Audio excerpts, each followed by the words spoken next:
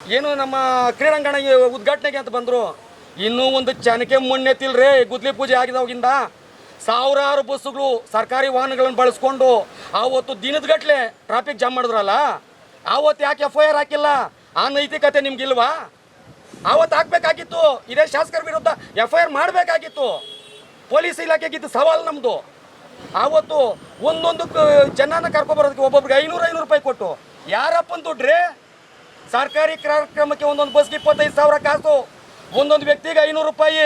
100% ಇದು. ಯಾರೆಲ್ಲ ಇವತ್ತು ಈ ತಾಲೂಕಿನಲ್ಲಿ ಪ್ರಶ್ನೆ ಮಾಡ್ತಾರೆ, ಕಾಮಗಾರಿಗಳ ಕಾಮಗಾರಿ ಬಗ್ಗೆ ಪ್ರಶ್ನೆ ಮಾಡ್ತಾರೆ, ಹಾಗೂ ದುರಾಡಳಿತದ ಬಗ್ಗೆ ಪ್ರಶ್ನೆ ಮಾಡ್ತಾರೆ, ಅವ್ರನ್ನ ಕುಗ್ಗಿಸೋದಕ್ಕೆ ಹಾಗೂ ಅವ್ರಿಗೆ ಭಯ ಬೀಳಿಸೋದಕ್ಕೆ ಮಾಡ್ತಾ ಇರ್ತಕ್ಕಂಥ ಕುತಂತ್ರ ಅಂತ ಹೇಳ್ತೇನೆ. ಸಾಗರ್ ಎಂಬ ವ್ಯಕ್ತಿ ಒಂದು FIR ಮಾಡಿದ್ರು, ಅದ್ರ ಬಗ್ಗೆ ನಿಮ್ಮ ಒಂದು ಪ್ರತಿಕ್ರಿಯೆ ಸರ್?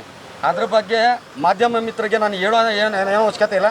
ತಾಲೂಕಿನ ಜನ ಸಹ ವೀಕ್ಷಣೆ ಮಾಡ್ತಾ ಇರ್ತಾರೆ. ಆವತ್ತು ನಾವು ಪ್ರತಿಭಟನೆ ಮಾಡಿದಂಥ ಸ್ಥಳದಲ್ಲಿ 3 ಕಡೆ ಹಾದು ಹೋಗೋದಕ್ಕೆ ರಸ್ತೆನೂ ಸಹ ಬಿಟ್ಟಿದ್ವಿ.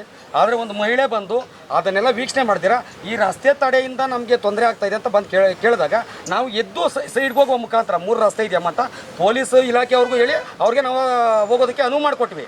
ಆದರೆ ಇವತ್ತು ಕಂಪ್ಲೇಂಟ್ ಕೊಟ್ಟಿರ್ತಕ್ಕಂಥ ವ್ಯಕ್ತಿ, ನಾವು ಸ್ಟ್ರೈಕ್ ಮಾಡಿದ್ದು 3ನೇ ತಾರೀಕು, ಅವ್ರು ಕೊಟ್ಟಿರ್ತಕ್ಕಂಥದ್ದು 6ನೇ ತಾರೀಕು. 3 ದಿನ ಅವರು ಕೋಮಾ ಸ್ಟೇಜಲ್ಲಿ ಏನಾದರೂ ಇದ್ರಾ? ಅಕಸ್ಮಾತ್ ನಾವು ಸ್ಟ್ರೈಕ್ ಮಾಡಿರೋದ್ರಿಂದ ಅವ್ರಿಗೇನಾದರೂ ಅಪಘಾತ ಸಂಭವಿಸಿತ್ತಾ? ಅವರು ಕೋಮಾ ಸ್ಟೇಜಲ್ಲಿ ಏನಾದರೂ ಇದ್ದು ಚೇತರಿಸ್ಕೊಂಡು ಬಂದು ಇವತ್ತು ಕಂಪ್ಲೇಂಟ್ ಕೊಟ್ಟಿದ್ದಾರೆ ಅಂತ ನಂಗೆ ಗೊತ್ತಾಗ್ತಾ ಇಲ್ಲ. ಹಾಗೂ ಅವರು ಆಯ್ಕೆ ಮಾಡ್ಕೊಂಡಿದ್ದಾರೆ. ಕೆಲವು ಯಾರೋ BJP ಪರವಾಗಿ ಹಾಗೂ ಜನಸ್ನೇಹಿ ಪರವಾಗಿ ಹಾಗೂ ಆಗ್ತಾ ಇರ್ತಕ್ಕಂಥ ಅನಾನುಕೂಲಗಳ ಬಗ್ಗೆ ಪ್ರಶ್ನೆ ಯಾರು ಮಾಡ್ತಾರೆ, ಆ ಕೆಲವೊಂದು ವ್ಯಕ್ತಿಗಳನ್ನ ಆಯ್ಕೆ ಮಾಡಿಕೊಂಡು ಅಲ್ಲಿ ನೀವು ತಾವು ನೋಡಿರ್ಬೋದು 100 ಜನ ಇದ್ದರು, ಬರೀ 8 ಜನ. ಆ ವ್ಯಕ್ತಿಗೆ ನೇರವಾಗಿ ನಾನು ಇಲ್ಲೇ ಸವಾಲಾಗ್ತೀನಿ, ಯಾರ ಹೆಸರಲ್ಲಿ ಇವತ್ತು 8 ಜನ ಮೇಲೆ FIR ಹಾಕಿದ್ದಾರೆ, ಅವ್ರನ್ನ ಆ ವ್ಯಕ್ತಿ ಇಂಥ ಹೆಸರು ಅಂತ ಗುರ್ತಿಡ್ಬಿಟ್ರೆ ನಾನು ರಾಜಕೀಯ ನಿವೃತ್ತಿ ಘೋಷಣೆ ಮಾಡ್ತೇನೆ. ಆದರೆ ಇದು ರಾಜಕೀಯ ಪ್ರೇರಿತವಾಗಿ ಶಾಸಕರು ಉತ್ತರ ಕೊಡಬೇಕಾಗುತ್ತೆ ಅಂತ ಇದನ್ನು ಏನು ಧಮಕಿ ಹಾಗೂ ಭಯ ಬೀಳಿಸುವಂಥ ಕೆಲಸ ಮಾಡ್ತಾ ಇದ್ದಾರೆ ಕಾಂಗ್ರೆಸ್ನವರು. ಇದು ನಿಮ್ಮ ಕನಸಲ್ಲೂ ತಿಳ್ಕೊಬೇಡ್ರಿ.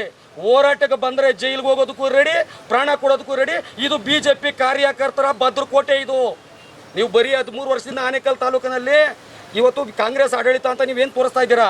ಅದೇ ಮೊನ್ನೆ ಸಿದ್ದರಾಮಯ್ಯನವರು ಬಂದು ಏನು ನಮ್ಮ ಕ್ರೀಡಾಂಗಣ ಉದ್ಘಾಟನೆಗೆ ಅಂತ ಬಂದರು. ಇನ್ನೂ ಒಂದು ಚನಕೆ ಮುನ್ನೆತ್ತಿಲ್ರಿ. ಗುದ್ಲಿ ಪೂಜೆ ಆಗಿದವಾಗಿಂದ ಸಾವಿರಾರು ಬಸ್ಸುಗಳು ಸರ್ಕಾರಿ ವಾಹನಗಳನ್ನು ಬಳಸ್ಕೊಂಡು ಆವತ್ತು ದಿನದಗಟ್ಟಲೆ ಟ್ರಾಫಿಕ್ ಜಾಮ್ ಮಾಡಿದ್ರಲ್ಲ, ಆವತ್ತು ಯಾಕೆ FIR ಹಾಕಿಲ್ಲ? ಆ ನೈತಿಕತೆ ನಿಮ್ಗಿಲ್ವಾ? ಆವತ್ತು ಹಾಕ್ಬೇಕಾಗಿತ್ತು. ಇದೇ ಶಾಸಕರ ವಿರುದ್ಧ FIR ಮಾಡಬೇಕಾಗಿತ್ತು. ಪೊಲೀಸ್ ಇಲಾಖೆಗಿದ್ದು ಸವಾಲು ನಮ್ಮದು. ಆವತ್ತು ಒಂದೊಂದು ಜನನ ಕರ್ಕೊಬರೋದಕ್ಕೆ ಒಬ್ಬೊಬ್ರಿಗೆ 500 ರೂಪಾಯಿ ಕೊಟ್ಟು ಯಾರಪ್ಪನ ದುಡ್ಡ್ರಿ? ಸರ್ಕಾರಿ ಕಾರ್ಯಕ್ರಮಕ್ಕೆ ಒಂದೊಂದು ಬಸ್ಗೆ 25,000 ಕಾಸು, ಒಂದೊಂದು ವ್ಯಕ್ತಿಗೆ 500 ರೂಪಾಯಿ. ಇವತ್ತೆಲ್ಲ ನಾವು ನಾವು ಎಲ್ಲ ಮಾಡ್ತಾ ಇರ್ತಕ್ಕಂಥದ್ದು ಪರಿಶುದ್ಧವಾದಂಥ ಆಡಳಿತ ಅಂತ ಇದ್ರಲ್ಲ, ಶಾಸಕರು ಬಂದು ನಾವು ಯಾರಿಗೂ ದುಡ್ಡು ಕೊಟ್ಟಿಲ್ಲ ಅಂತ ಅವ್ರು ಪ್ರೆಸ್ ಮೀಟ್ ಕೊಡಲಿ. ಯಾರೆಲ್ಲ ಹೋಗಿದ್ರು ಮಹಿಳೆಯರ ಸಮೇತ ನಾವು ಬಹಿರಂಗ ಪಡಿಸ್ತೀವಿ. ಯಾವ ವ್ಯಕ್ತಿ ದುಡ್ಡು ಕೊಟ್ಟ ಅನ್ಸವ ನಾವು ಹೇಳಿಸ್ತೀವಿ, ದುಡ್ಡು ತಗೊಂಡವ್ರ ಕೈಯಲ್ಲಿ ಹೇಳಿಸ್ತೀವಿ. ಇದು ಶಾಸಕರ ಆಡಳಿತ. ಈ ಕ್ಷೇತ್ರದಲ್ಲಿ ಏನು ಸಾವಿರಾರು ಕೋಟಿನ ಇನ್ನೂ ಒಂದು ಇಟ್ಟಿಗೆ ಇಟ್ಟಿಲ್ಲ, ಒಂದು ಶನಿಗೆ ಮುನ್ನೆತ್ತಿಲ್ಲ. ಆಗಲೇ ಆ ಕಾರ್ಯಕ್ರಮಕ್ಕೆ ಏನೋ ಕೋಟಿಗಳ ಲೆಕ್ಕಲೆ ಖರ್ಚು. ಏನು ಆಡಳಿತ ಮಾಡ್ತಾ ಇದ್ದೀರಾ? ಏಕಚಕ್ರಾಧಿಪತಿ ಆಳ್ವಿಕೆನ ರಾಜಕೀಯ ಕುಗ್ಸೋದಕ್ಕೋಸ್ಕರ FIR ಮಾಡಿದಂತ ನಿಮ್ಮ ಆರೋಪನ. ಈಗ ಏನೋ ಇವ್ರು ರಾಜಕೀಯ ನಾನೇ ಮೊನ್ನೆ ಹೇಳಿದ್ದೀನಿ ಮಾತಾಡಿದಾಗ, ಇಷ್ಟು ದಿನ ನಾವು ಯಾವ ಪ್ರಶ್ನೆನೂ ಮಾಡಿರಲಿಲ್ಲ. ನಾವು ಕಣ್ಣಿಗೆ ಬಟ್ಟೆ ಕಟ್ಕೊಂಡು ಗಾಂಧಾರಿ ಧೃತರಾಷ್ಟ್ರ ರೀತಿ ನಾವು ಆಳ್ವಿಕೆ ನಡೆಸಿದ್ದೀವಿ. ಇವತ್ತು ಎಚ್ಚೆತ್ಕೊಂಡಿದ್ದೀವಿ. ಸಾರ್ವಜನಿಕರ ಸಮಸ್ಯೆ ಬಗೆಹರಿಸಿ ಸ್ವಾಮಿ ಅಂತ ಈ ತಾಲೂಕಿನ ಪ್ರಪ್ರಥಮ ಪ್ರಜೆನ ನಾವು ಮನವರಿಕೆ ಮಾಡ್ಕೊಡ್ತಾ ಇದ್ದೀವಿ, ಬಡ್ದಿಬ್ಬಿಸ್ತಾ ಇದ್ದೀವಿ.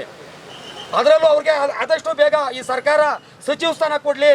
ಆಗಲಾದರೂ ಆ ಸಚಿವ ಸ್ಥಾನ ಸಿಕ್ಕಿದ ಮೇಲೆ ಅನುದಾನ ತಂದು ಕೆಲಸ ಮಾಡ್ತಾರ ಅಂತ ಆ ದೇವ್ರಗಳಲ್ಲೂ ನಾವು ಪ್ರಾರ್ಥನೆ ಮಾಡ್ತಾ ಇದ್ದೀವಿ. ಈಗ ನಿಮ್ಮನ್ನ ರಾಜಕೀಯ ಕುಗ್ಸೋದಕ್ಕೋಸ್ಕರ FIR ಆಗ್ತಿರುತ್ತಾನ? 100% ಇದು. ಯಾರೆಲ್ಲ ಇವತ್ತು ಈ ತಾಲೂಕಿನಲ್ಲಿ ಪ್ರಶ್ನೆ ಮಾಡ್ತಾರೆ, ಕಾಮಗಾರಿ ಬಗ್ಗೆ ಪ್ರಶ್ನೆ ಮಾಡ್ತಾರೆ, ಹಾಗೂ ದುರಾಡಳಿತದ ಬಗ್ಗೆ ಪ್ರಶ್ನೆ ಮಾಡ್ತಾರೆ, ಅವ್ರನ್ನ ಕುಗ್ಗಿಸೋದಕ್ಕೆ ಹಾಗೂ ಅವ್ರಿಗೆ ಭಯ ಬೀಳಿಸೋದಕ್ಕೆ ಮಾಡ್ತಾ ಇರ್ತಕ್ಕಂಥ ಕುತಂತ್ರ ಅಂತ ಹೇಳ್ತೇನೆ.